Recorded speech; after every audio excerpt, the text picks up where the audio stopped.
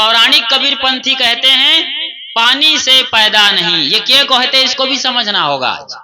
पानी से पैदा नहीं, श्वासा नाही शरीर, अन्नहार करता नहीं, ताका नाम कबीर। पानी से पैदा नहीं, पानी मतलब क्या हुआ?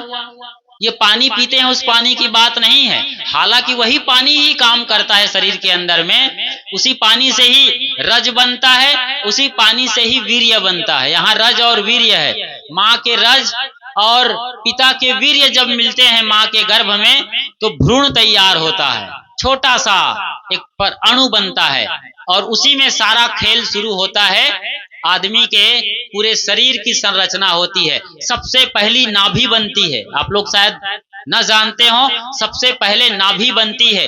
नाभि हमारा मूल है, याद रखिए आज के बाद।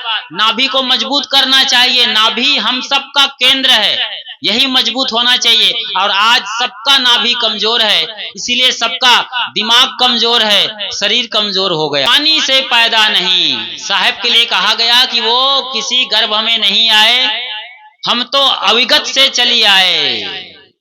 हमारा भेद मर्म कोई नहीं पाए, ना हम जाने ना हम जन्मे माता के गर्भे और बालक होए।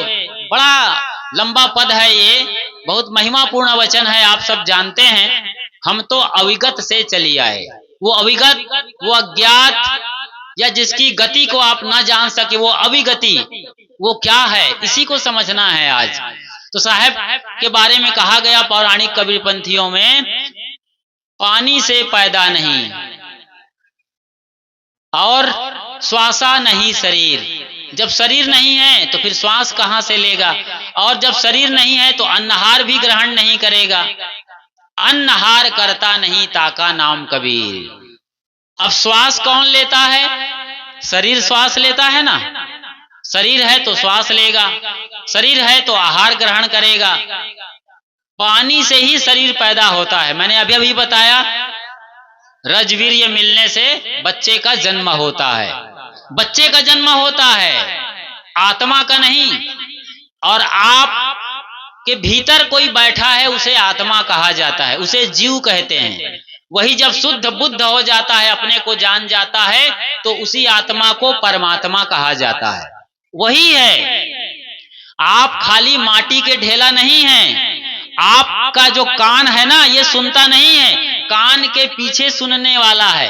आंख एक खिड़की है, इस खिड़की के पीछे देखने वाले आप अलग हैं। ये बात भी आपको समझना है आज अच्छी तरीके से।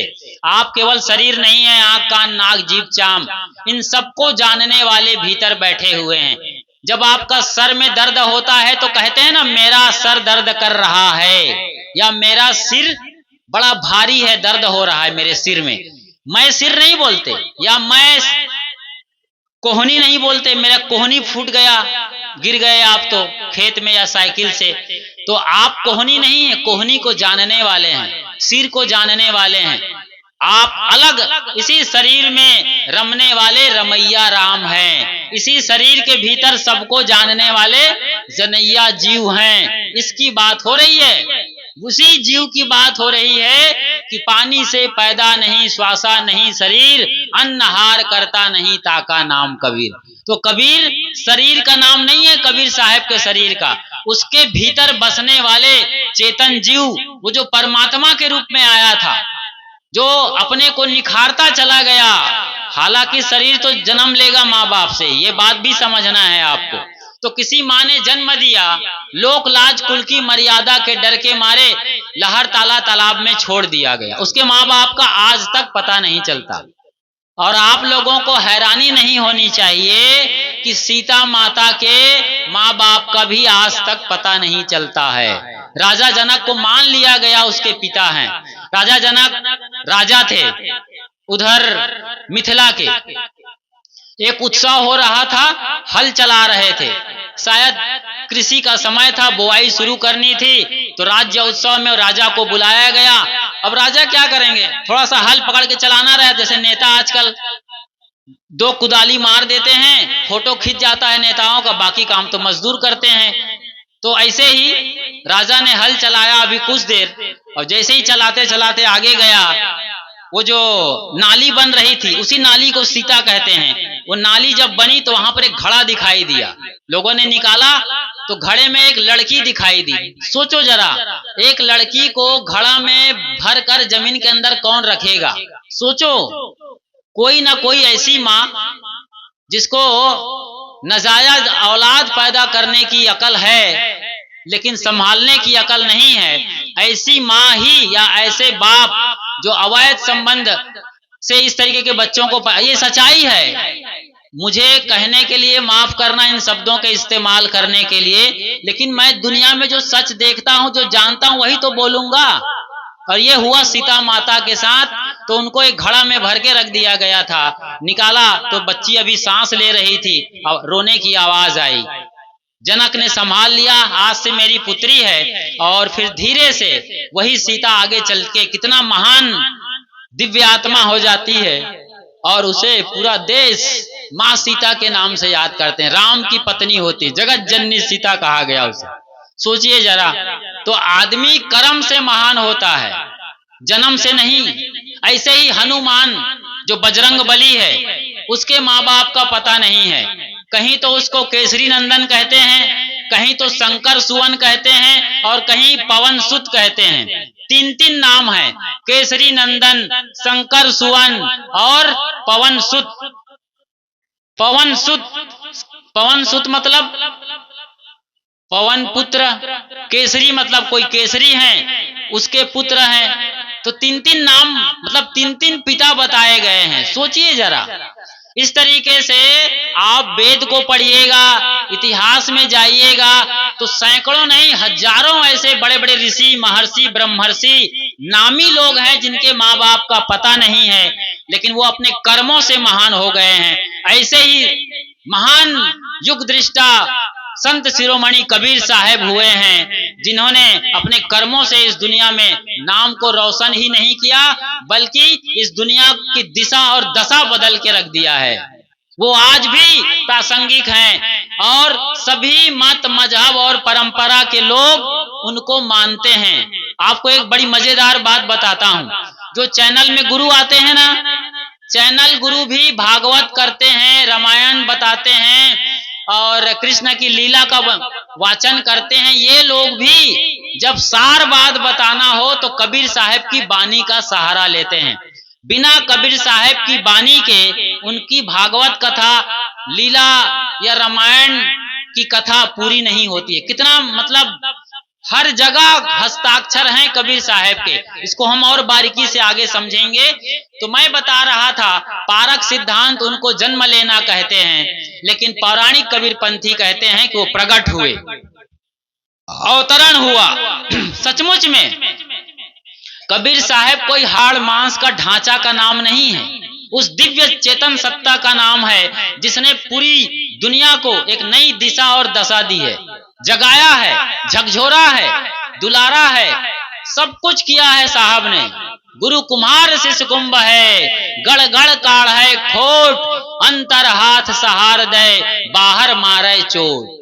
ये ऐसे गुरु हुए हैं जैसे कुम्हार जब घड़ा बनाता है तो दो हिस्से ऊपर और नीचे का बना करके फिर जोड़ता है, और जब गोलाई भी बनाता है तो अंदर हाथ का सहारा दे करके लकड़ी से ठोकता है।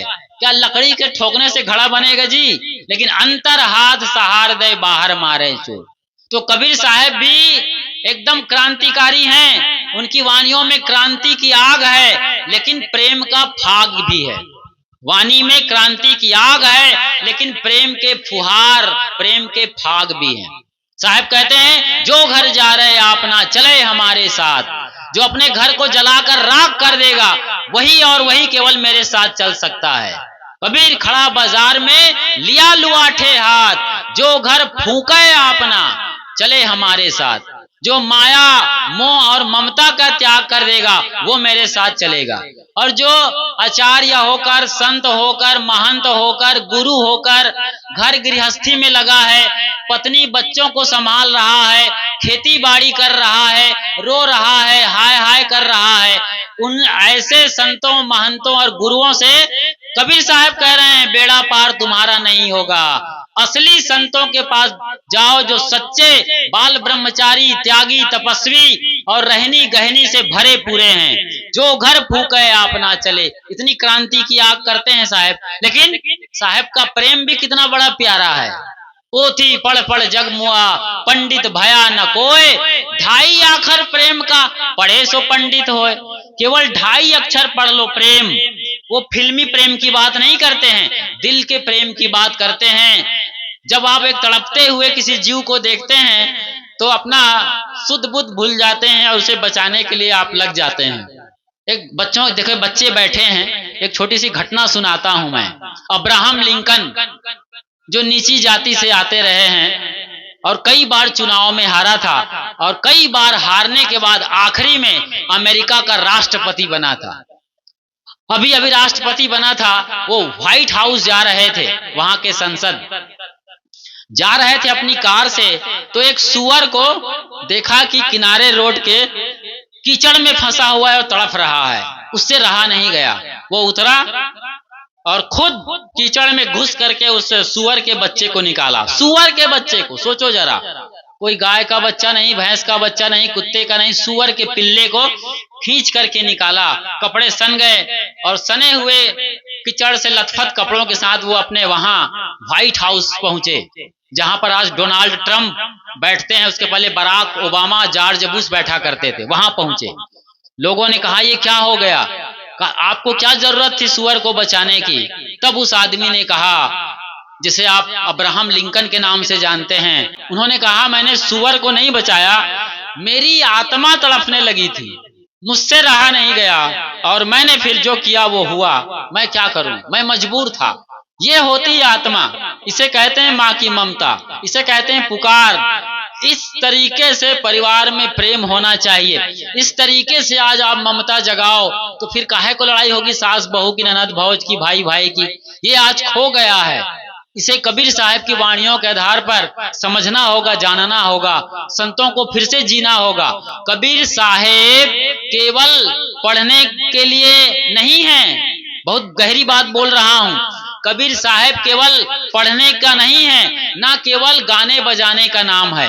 ऐसा नहीं कबीर साहब के भजनों को गाएं या कबीर साहब पर भाषण करें, सत्संग करें। कबीर साहब का मतलब होता है जीने की चीज, ऐसी चीज जिसे आप सांसों में बसा लें, खून में समा लें और वो आपके रोआ रोआ में समा जाए, पूरा प्राण उससे उत्सर्जित हो, आपका प्राण में समा जाए। उस चेतना का नाम कबीर साहब है। इसलिए तो पूरी दुनिया दीवानी है जी कबीर साहब की।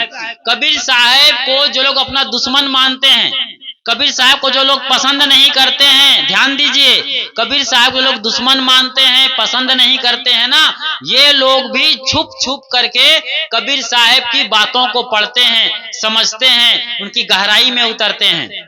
हनुमान प्रसाद पोद्दार का नाम आपने सुना होगा, गीता प्रेस, जहां बहुत धार्मिक ग्रंथ छपते हैं, हिंदुओं के धार्मिक ग्रंथ, उसकी बात बता रहा हूं। वहां एक चिट्ठी आई थी कभी कि बैराग कैसे करना चाहिए, बैराग कैसे हमारे भीतर जगे। तो गीता प्रेस के जो वहां पर एक कल्याण पत्रिका निकलती है, उस पत्रिका के संपादक ने लिखा था कि कबीर साहब को पढ़ो तो बैराग आएगा। बैराग का मतलब होता है सच्ची समझ, न कम न ज्यादा, बीच में होने का, बैलेंस लाइफ जीने का जो मार्ग है ना, वो कबीर साहब देते हैं। इसीलिए कबीर साहब को सब पढ़ते हैं। पूरी दुनिया में कबीर साहब फैले हुए हैं। ये बहुत बड़े गौरव की बात है कि आप लोग कबीरपंथी हैं और कबीर साहब से जुड़े हैं।